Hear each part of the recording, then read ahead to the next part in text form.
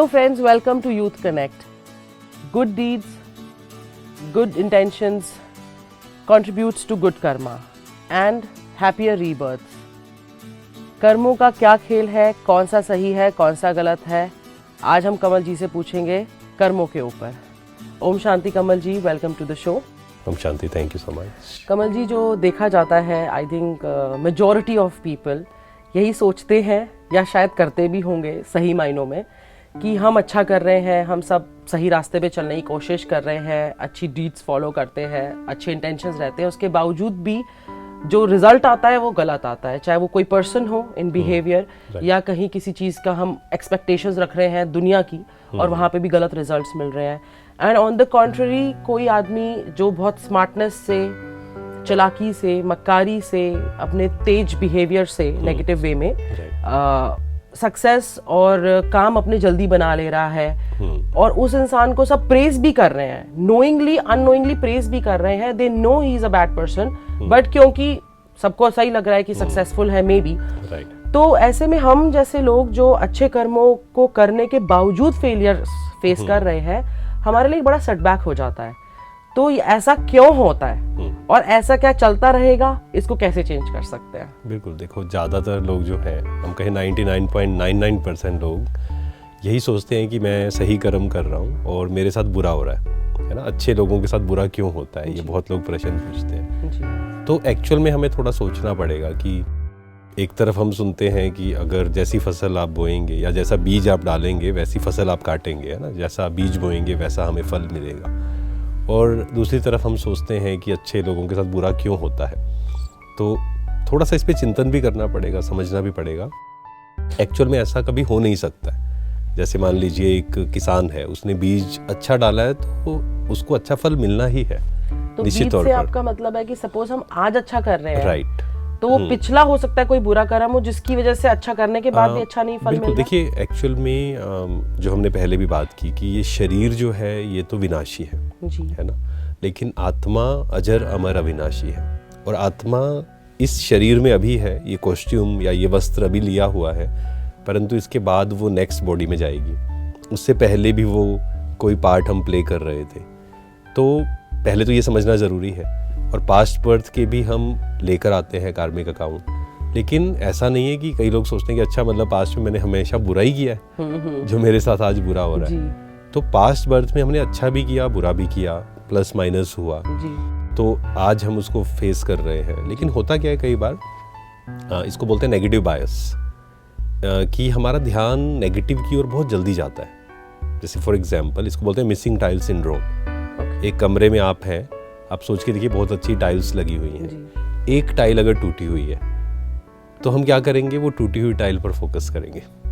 या वाइट पहना हुआ है, इस पे थोड़ा सा भी दाग होगा ना, हम उस पर ज़्यादा फोकस करेंगे जी, नेगेटिव पे ज़्यादा दिमाग चला जाएगा. तो ऐसे ही हमारे जीवन में दिन भर में भी अगर हम देखें, बहुत कुछ अच्छा भी हो रहा है हमारे साथ, कुछ ऊपर नीचे भी हो रहा है, लेकिन हमारा ध्यान कौन आकर्षित करता है, जो चीज़ ऊपर नीचे होती है. हम कहते हैं देखो ऐसा हुआ, मेरे साथ बुरा हुआ, मैंने तो अच्छा किया बट मेरे साथ बुरा हुआ. पर ऐसा नहीं है.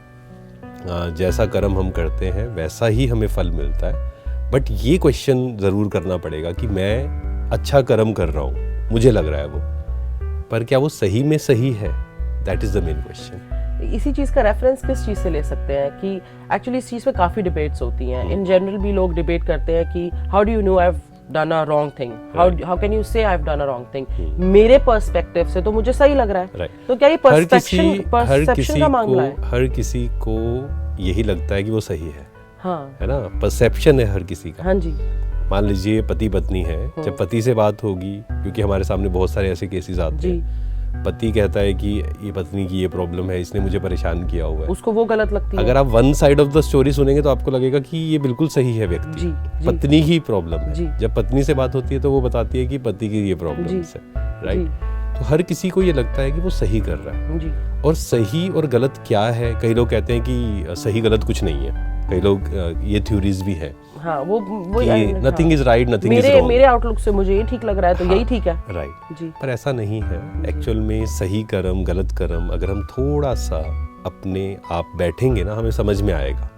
एग्जाम्पल से हम लेते हैं, मान लीजिए गुस्सा करना, ठीक है. अब गुस्सा करना सही कर्म है या गलत कर्म है? इसको आराम से बैठकर हम खुद डिसाइड कर सकते हैं, क्योंकि अंदर से वो आंसर हमें मिलेगा। जी।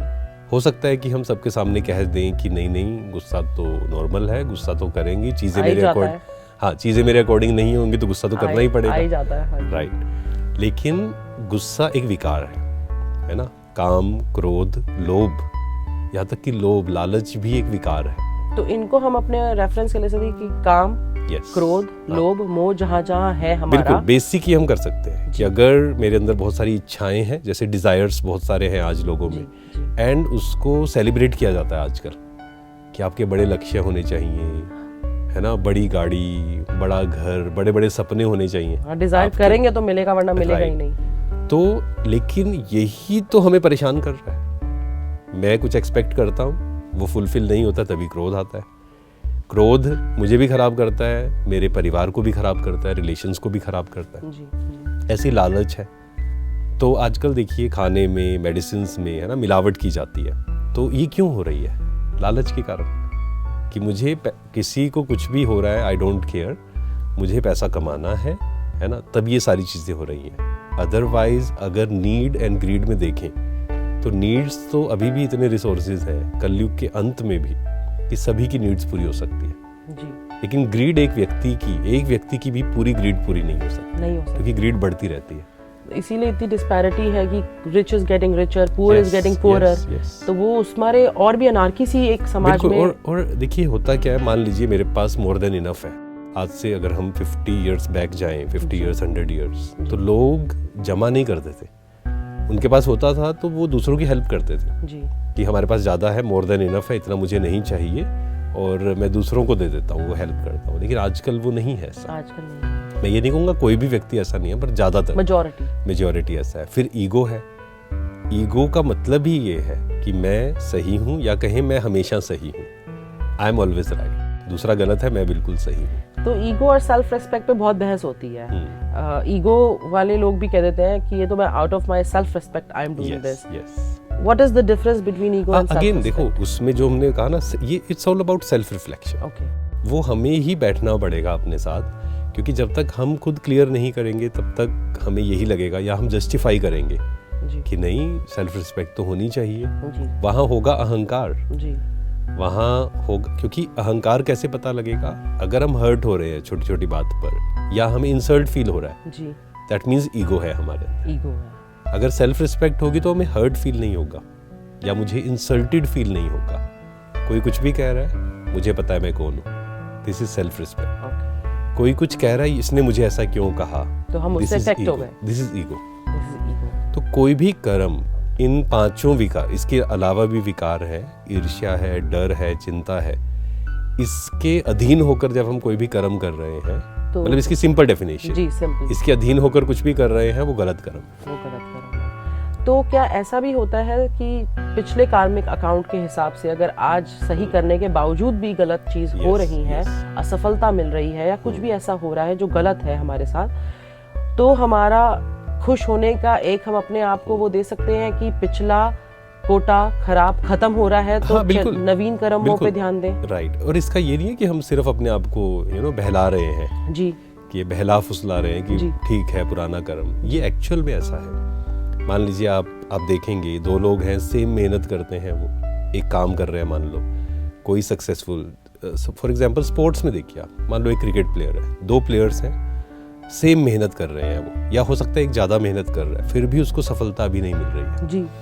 तो उसमें फिर वो कार्मिक अकाउंट का फैक्टर आता है, पुराना कार्मिक अकाउंट, पुरानी जो हमने बीज डाले हुए हैं। सोचो एक खेत में आज हमने अच्छे अच्छे बीज डाले, लेकिन जो 1 साल पहले डाले थे या 2 महीने पहले डाले थे, वो भी तो बाहर आएगा ना। तो अपने आप को तसल्ली देने के लिए, या अपने आप को इसी कर्मिक सिचुएशन में खुश करने के लिए क्या ऐसे किया जा सकता है कि no matter what is happening with me right now, good और बैड, वैसे तो बैड का ही बुरा लगता है, गुड तो सबको अच्छा लगता है, तो होने दे, और जो सामने वाला है भले वो हमसे कम मेहनत कर रहा है और ऊंचाई को पहुंच रहा है, या हमसे कम अच्छे रास्ते पे चल के ऊंचाई को पहुंच रहा है, डजंट मैटर, पर आज अगर हम सही रास्ते पे चलेंगे तो कल कभी ना कभी हमें उसका इसमें 3-4 चीजें हमें देखनी पड़ेंगी। नंबर 1 हमें क्या देखना पड़ेगा कि सक्सेस की डेफिनेशन, जो हमने पहले कई बार बात की है जी, हम कई बार सिर्फ सोचते हैं कि इसके पास ज़्यादा पैसा है, that means he is more successful, या ही इज़ मोर फेमस, या एक बड़ी पोस्ट पे ये पहुंच गया है व्यक्ति, तो हम, क्योंकि किसी से पूछा जाए कि अच्छा ये ज़्यादा, दो दोस्त हैं मान लो, इसमें से ज़्यादा सक्सेसफुल कौन है, तो हम कहते हैं कि अच्छा ये इसकी सैलरी इतनी है, इसकी सैलरी इतनी है, that means he is more successful. Yes, because फिर वो उससे काफ़ी चीज़ें खरीद लेता है। और लोग भी, आपने देखा होगा कि लोग भी प्रेज पैसे वाले को करते हैं, अच्छे इंसान को नहीं करते हैं। एंड क्यों चाहिए हमें प्रेज, ये भी तो एक प्रश्न है ना, हमें दूसरों से वैलिडेशन क्यों चाहिए? मुझे लगता है वैलिडेशन से आपको पता चल जाता है कि are you on the right path और नॉट। नो, ऐसा नहीं है। आप एक गलत काम कर रहे हैं, आपके पास बहुत पैसा है, तो आसपास वाले तो प्रेज करेंगे आपको, है ना, बटरिंग करेंगे। जब पैसा है या पोजीशन है तो बहुत सारे दोस्त ऐसे बनेंगे जो, जिनको आपसे कोई मतलब नहीं है, वो पैसे के कारण आए हैं। जिस दिन वो चला गया उस दिन वो भी चले जाएंगे, गुड़ पैसे मक्खी भी चली जाएगी। राइट। तो वैलिडेशन हमें क्यों चाहिए? This is the question we need to ask from ourselves, कि मुझे क्यों वैलिडेशन चाहिए? क्योंकि आज आप देखें, हर्ट जो हमने पहले बात की, योगी की डेफिनेशन क्या है?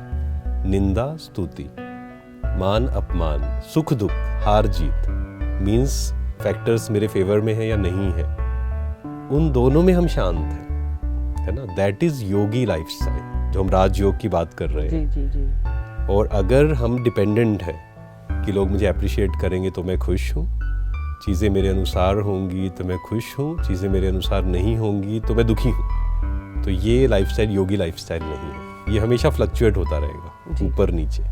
जैसे गीता काफ़ी लोगों की, हमारे कल्चर में, हमारे रिलीजन में रेफरेंस बुक है, जिसको काफ़ी तटस्थ रूप में लोग मानते हैं। उसमें कर्म योग का काफ़ी जिक्र है, तो आप उसके बारे में मुझे एक्सप्लेन करिए। आज तो अभी मुझे लगता है कि टाइम खत्म हो चुका है, बट मैं चाहती हूँ कि इसके बारे में हम डिटेल में बात करें कि कर्म योग का गीता में क्या महत्वता बताई है। कर्म संन्यास, कर्म योग है ना, तो उसके बारे में हम जरूर डिटेल में बात करेंगे। और आप तब तक एक छोटी सी प्रैक्टिस करेंगे कि जो भी आज हम कर्म करेंगे पूरे दिन भर में, कि सही कर्म, गलत कर्म, और ज़्यादा डिटेल में, तब तक आपको क्या करना है, आज पूरे दिन भर में क्या क्या कर्म मैंने किए, और सोचना भी एक कर्म है, बोलना भी एक कर्म है। डिटेल में हम चर्चा करेंगे, तो इस पे अटेंशन देना है मुझे, कि क्या मैं सोच रही हूँ, बोल रही हूँ और कर रही हूँ, इस पे अटेंशन। ठीक है, मैं बिल्कुल करूँगी, और मैं आपको बताऊंगी कि मैं उसको कितना, उसको कंट्रोल भी करना है, ठीक करने की कोशिश भी करनी है। हाँ, देखो, जब हमारा अटेंशन अपने पे आ जाता है तो धीरे धीरे चेंज अपने आप शुरू हो जाता है। इट्स ऑल अबाउट अटेंशन, तो हमें सिर्फ अटेंशन रखना है इस पर। तो अब नेक्स्ट एपिसोड में हम लोग गीता को ज़रूर रेफ़र करेंगे, क्योंकि वो बुक ऐसी होली बुक है हमारे कल्चर की, जिसको हर कोई विश्वास करता है। तो आज हम यहीं पे ख़त्म करते हैं अपना एपिसोड, फिर मिलेंगे अगले एपिसोड में गीता और कर्म योग को लेकर। धन्यवाद कमल जी। Thank you. ओम शांति। ओम शांति।